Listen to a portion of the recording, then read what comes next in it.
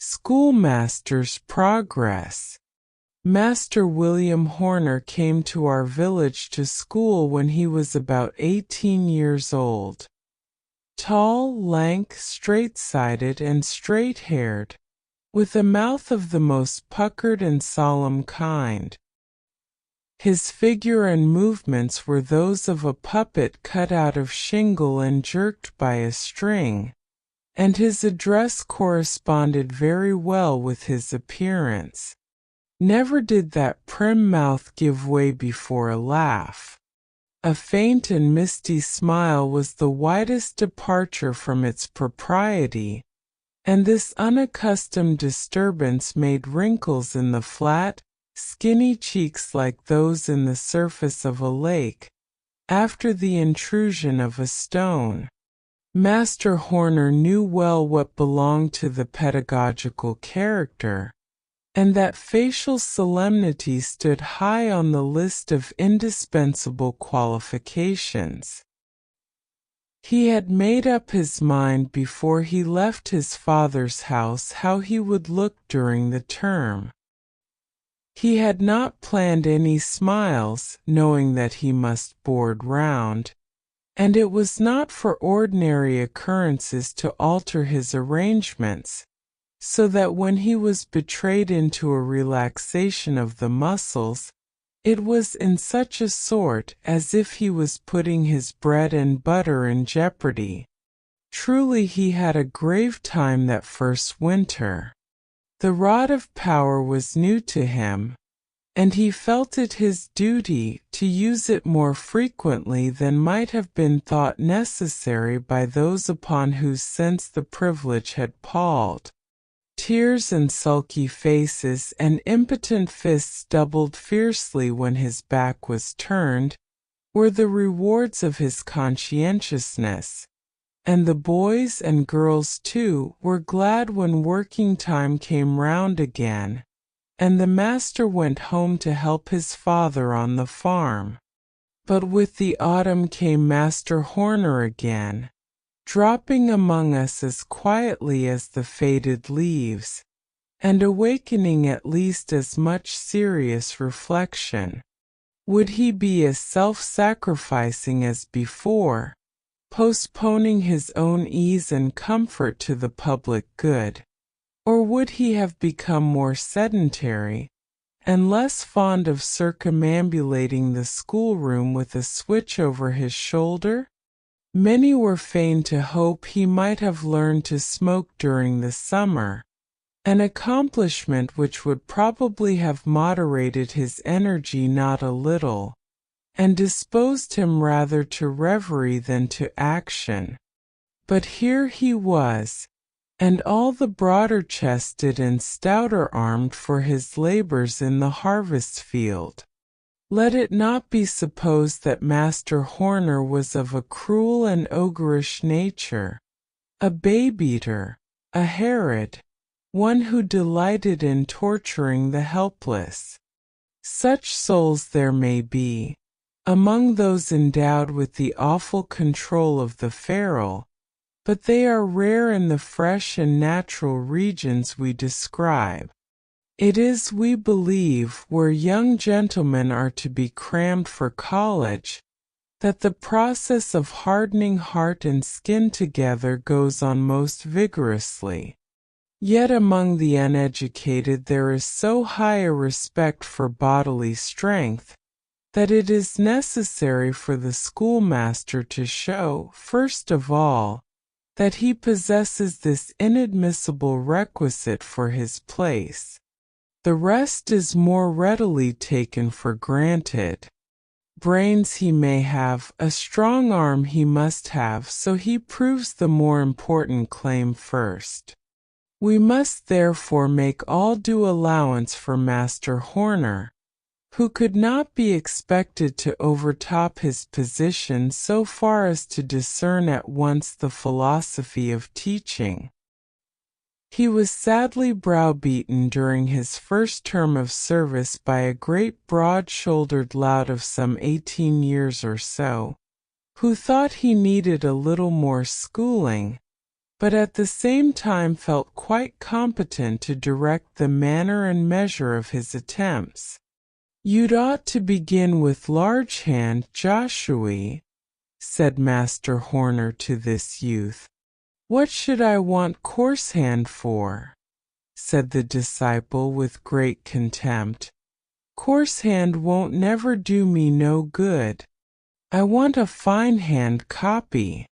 The master looked at the infant giant, and did as he wished, but we say not with what secret resolutions.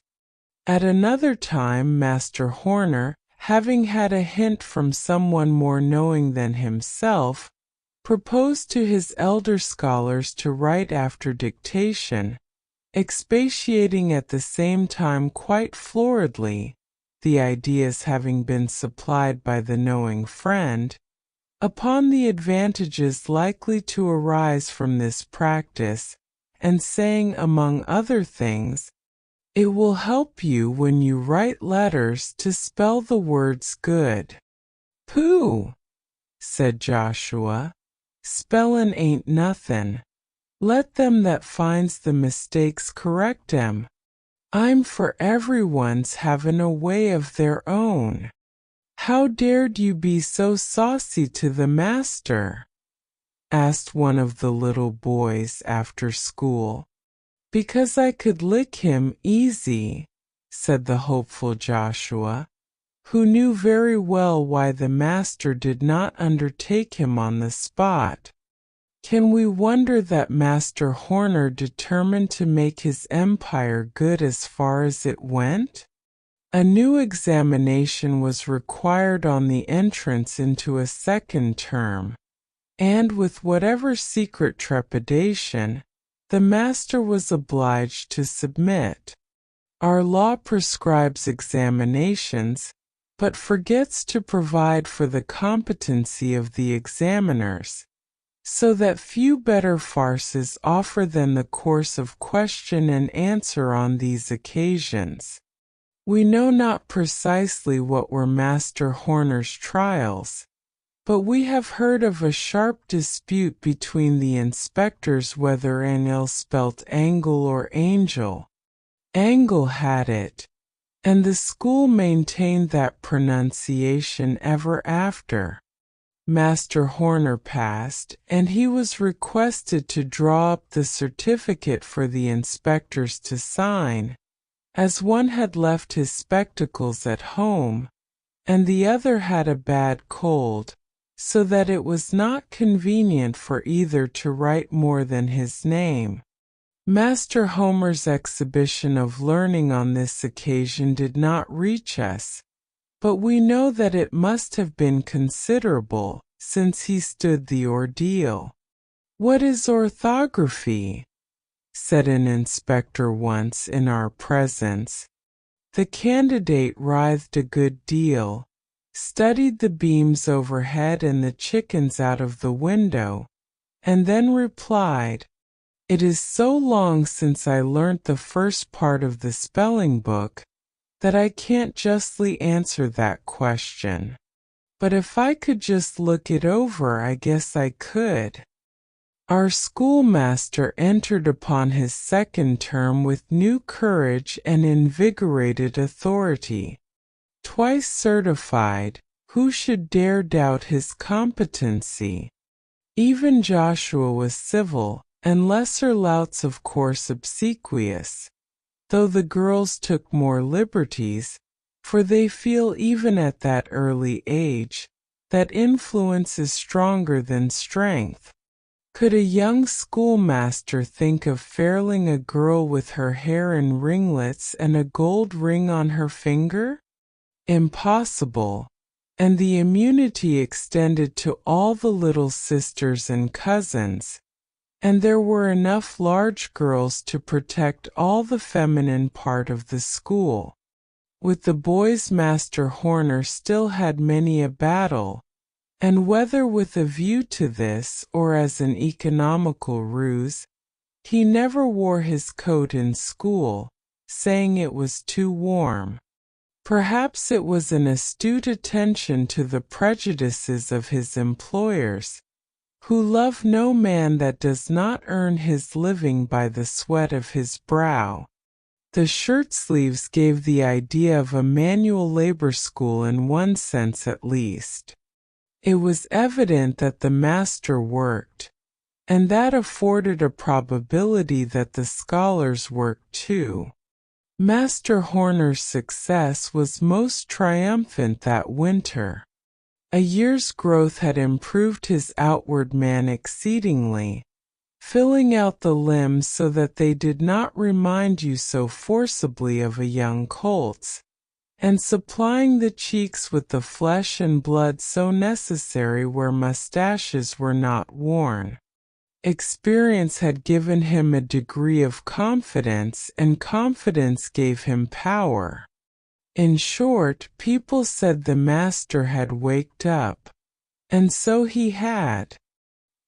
He actually set about reading for improvement, and although at the end of the term he could not quite make out from his historical studies which side Hannibal was on, yet this is readily explained by the fact that he boarded round, and was obliged to read generally by firelight, surrounded by ungoverned children.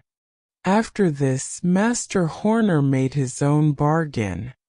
When school-time came round with the following autumn, and the teacher presented himself for a third examination, such a test was pronounced no longer necessary, and the district consented to engage him at the astounding rate of $16 a month, with the understanding that he was to have a fixed home, provided he was willing to allow $1 a week for it. Master Horner bethought him of the successive killing times, and consequent donuts of the 20 families in which he had sojourned the years before, and consented to the exaction. Behold our friend now as high as district teacher can ever hope to be. His scholarship established, his home stationary and not revolving, and the good behavior of the community ensured by the fact that he, being of age, had now a farm to retire upon in case of any disgust.